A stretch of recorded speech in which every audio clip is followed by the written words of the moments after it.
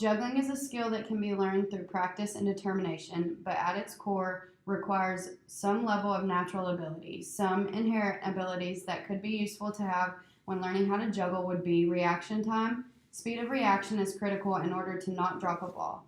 Manual dexterity, manipulating multiple tennis balls at once, and response orientation, being able to make a quick choice among a number of alternative movements. Through practice, these abilities can be developed into higher level skills and be put together to make you an expert at juggling. The first step in learning how to juggle is to stand with your feet planted shoulder width apart and hold one tennis ball in each hand on a flat plane in front of you, with your elbows bent at about a 90-degree angle. When you're ready, throw one ball straight up in the air. When the first ball reaches the top of its arc, the next is thrown under the first ball. When you're ready to add in the third tennis ball, hold two tennis balls in your dominant hand and one tennis ball in your non-dominant hand. From there, toss up the first ball from your dominant hand. When the first ball reaches the top of its arc, which should be about even with the top of your head, toss the second ball from your non-dominant hand and catch the first ball in the non-dominant hand. Repeat this process with the third ball and start all over. When learning to juggle, Fitt's Law, or the tendency for people to give up speed to attain higher levels of accuracy, is a huge part of being successful. In order to successfully juggle 3 tennis balls, you must find the perfect balance between movement, speed, and accuracy.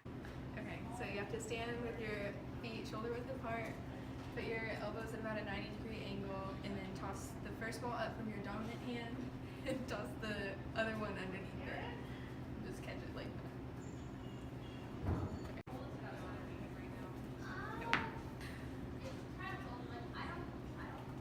Okay, that's as good.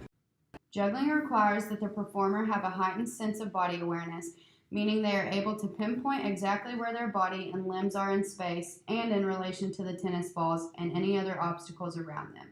While learning to juggle, Fitt's stages of learning play a huge part. The first stage of practice aligns with Fitt's first stage of learning, the cognitive stage. The cognitive stage includes goal identification, in this case, learning to juggle, generating an appropriate movement attempt, and using instructions, demonstrations, or other teaching methods in order to start to learn the skill you're performing. And juggling, this means researching methods of 3-ball juggling by watching instructional videos, reading how-tos, coming up with a plan of action in order to learn how to juggle, and even learning to juggle with scarves before using tennis balls.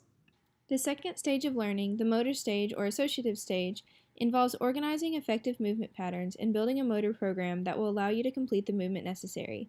Anticipation rapidly increases during this stage, allowing for smoother and less rushed movements. During this stage, the learner begins to monitor feedback and detect error in order to improve the movement.